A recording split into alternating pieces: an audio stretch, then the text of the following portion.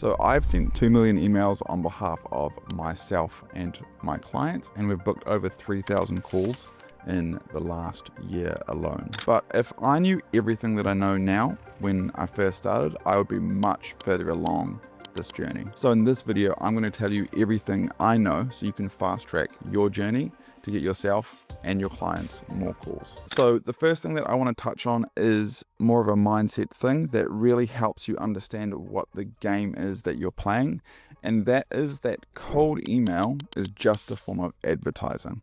And what I mean by advertising is you've got advertising and marketing.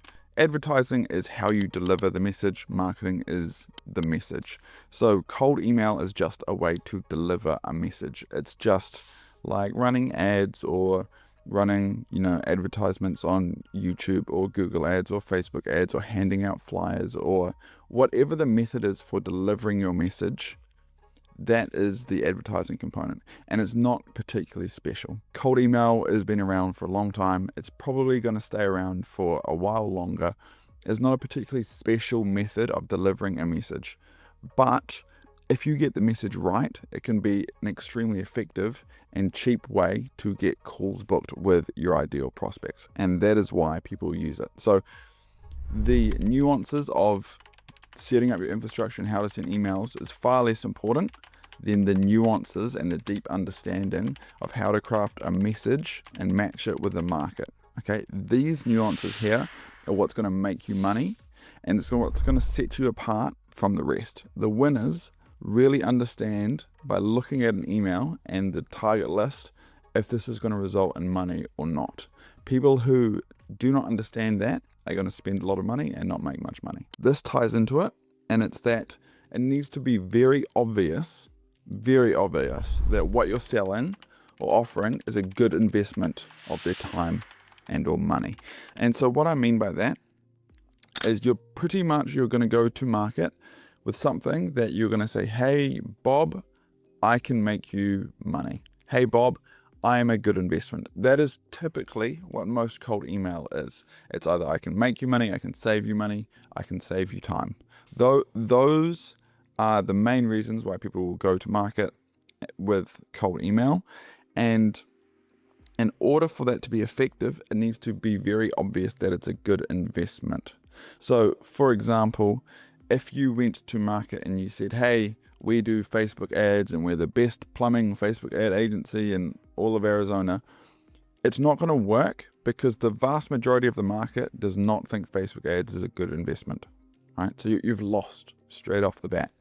If you said something like, we help grow plumbing companies by sending out handwritten letters to their zip code, let's say, it could be seen by the market as a good investment because it's interesting, it's new, it's shiny, it's something exciting. So when you are looking at crafting copy, you're trying to craft copy which is very obvious that it's a good investment for the prospect. An example of some copy that we're using at the moment, which I think does a good job of this, is we're helping an agency who wants to work with moving companies, and the offer or the way or the opportunity that they make moving companies money is they set up referral partnerships, and they do this through LinkedIn outreach. So we can say, hey, we help grow moving companies by setting up referral partnerships with real estate agents and with care homes, and we can do this through LinkedIn direct outreach. And why does this work? Because no other moving companies are doing this. Okay, and so it becomes very obvious to the moving companies that this is a good investment of their time. It's worth replying. It's worth learning a little bit more. If you're offering a lead magnet, again, it has to be obviously a good investment of their time. Okay, and in order for it to be a good investment of their time, you'll hear other people say, and I fully agree with them, you want something that the prospect knows that they would otherwise pay for. Okay, so you can't offer them, in my opinion, you can't offer them free case study. It's not something that's very obvious why it's valuable to them. You can offer them free leads.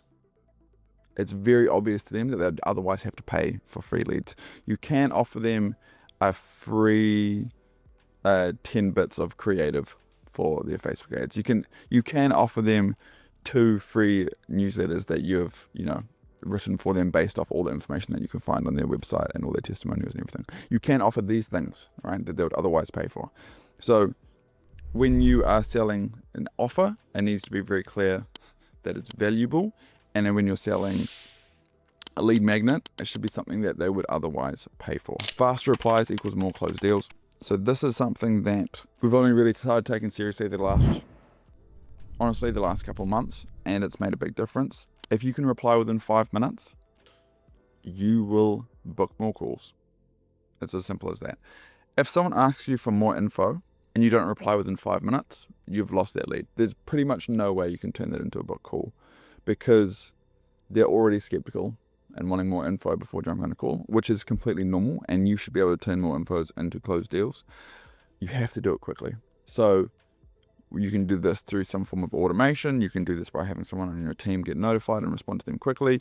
If you're working with an agency, typically they have those systems in-house, and that's one of the advantages probably of working with an agency. If you're doing it in-house, that's fine. You can have somebody in your team that's dedicated to respond to these quickly, okay? But fast replies equals more book calls, and by fast replies, I literally mean within 90 seconds to 5 minutes. That's kind of what you want. It's absolutely compulsory to have a sales system built for outbound. If you do not, you will fail.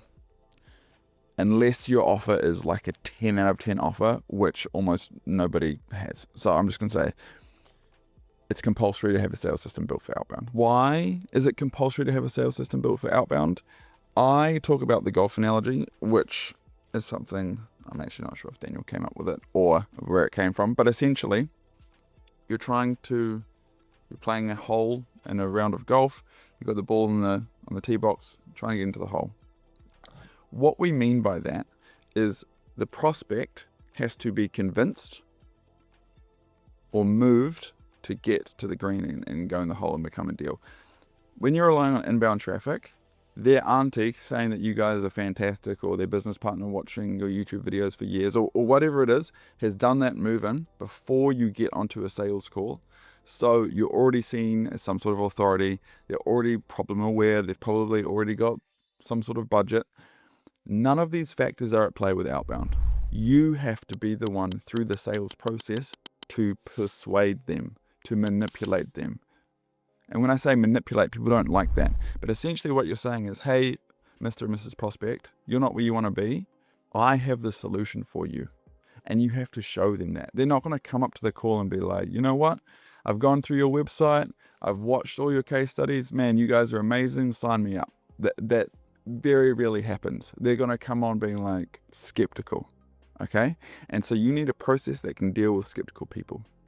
Okay, and that's why you need to have a sales system built for outbound. Now, the sales system we preach is 2-step, which is a discovery call, triage call, intro call. Essentially, you have an initial phone conversation where you're sniffing the prospect. Is this somebody that I could help? Do they have pain points and problems that I'm confident that I can help them with? And they're sniffing you, obviously. They're trying to see, is this person good? Are they genuine? Do they know their shit? Do they know what they're talking about? And so we have a very structured way of doing that. And we have run multiple, maybe 10,000 calls through the system. And if you don't follow the system, we've found you pretty much lose every time. So you need a structured approach there. The goal of that initial call is to get them into a video call. And a video call is a demo call. It's a live webinar, it's a live VSL. You're walking them through a deck of slides that highlights the common problems that the industry is facing, testimonials, case studies, and you position your product as the bridge between where they are and where they want to be, and then you pitch pricing. And ideally you close them on that call, because if you don't, they're likely to flutter away. So you need a very tight sales system to use outbound cold email. Next one I want to talk about briefly. So infrastructure is important, but in my opinion, it's not that important. Just copy somebody else's infrastructure.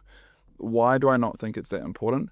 Because people, especially people who are relatively new to the space, tend to over-index that the market is like the inbound market, meaning that they will send out 1,000 emails and they won't get qualified calls booked like the inbound emails and be like, you know what? The problem is the emails weren't landing. No, the problem is people don't care, right? It's not that your emails aren't landing in the inbox, it's that they are, and they're getting marked as spam, or they're just not replying. Your outbound market that you're reaching out to is so different from your inbound market. People that have been coming to you for years, they're already interested in what you do. People that you're going out to are the opposite. If they were interested, they would have already talked to your competitors. So just assume they're not interested. So you're reaching out to a market of not interested people. Okay? And so when I say info is important but not that important, don't get stuck trying to solve cold email by getting better infrastructure. You're going to solve cold email by having better emails. Okay? So I would say find people on YouTube that you trust, and you then just copy how they do their setup. What I would say, and what we do, is we diversify across SMTP providers and just resellers. So we use currently, and these might change by the time you look at the video, we use cheap inboxes and cold sire to do our reselling. We buy off, and then we also use MailReef as our SMTP provider. So have a diversified infrastructure, just copy somebody else online. Don't over-index on that being the solution to your problem, when most likely the solution to your problem is that people don't care about your email. So focus on that. Even if you have terrible email infrastructure, and I was just looking at a campaign the other day that we've been running for a year. We send a video in the first email. We send lots of emails a day. It still has a reply rate of around 8%.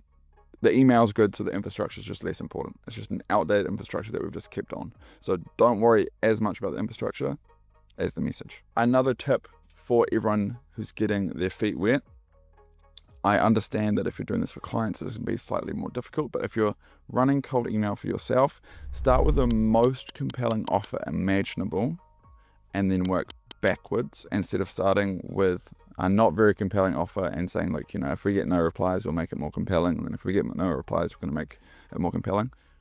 What's the most compelling offer you could imagine? Start with that. Why? Because if you come this way, you're going to get no responses and no calls and do no market research and not figure anything out. If you do it this way, you're going to get on the phone with people, you're going to figure out what you've said that worked, what you said that didn't work, what they like, what they don't like, and you can improve your landing pages, your copy, your discovery call script, your demo call slides, all the while talking to people, and you're probably going to close some deals. And then if you're like, man, this guarantees like way too hectic, or we're over-promising way too much, then you can start going this way. What you may find is you might do it like extremely full on, and you're not even getting calls booked. It's not compelling enough, okay? It would have taken you way longer to get to that conclusion if you'd started from here and tried to move your way up than if you just started here with the idea that, look, if I get bombed with calls, I can move it down, okay? So that's just a tip for everyone out there. And one last thing I will say, this is probably especially the case for marketing agencies, 20% of LTV is a reasonable cost of acquisition or cost to acquire a customer. What I mean by that is if your lifetime value of a customer is $10,000, you should be quite happy if you can acquire customers for $2,000, okay? And so that means that you might have to talk to 10 prospects per, closed deal, right? So it's not like you're going to be able to acquire customers for extremely cheap unless you have a very, very good offer. So if you say that, customers typically stay with me for ages and I get, $100,000 per customer, are you willing to spend $20,000 to acquire that customer? Okay. So this is just a ballpark figure for people that are wondering, like, how much should I be spending to acquire a customer? Especially if you're a marketing agency, I'd say 20% of LTV is a rough ballpark depending on your expenses and a whole lot of other things. So these exact tips have not just helped our business, but we've worked with over 40 agencies, and this helps them get consistent calls booked in every week. If you're an agency owner and you want a consistent pipeline of qualified calls on a pay per call basis, then there should be a link below this video that you can click on. And if you want some free training, I recommend you checking out my latest video that covers the 5 best ways to improve lead quality. Thank you for watching, and I'll see you in the next one. Peace.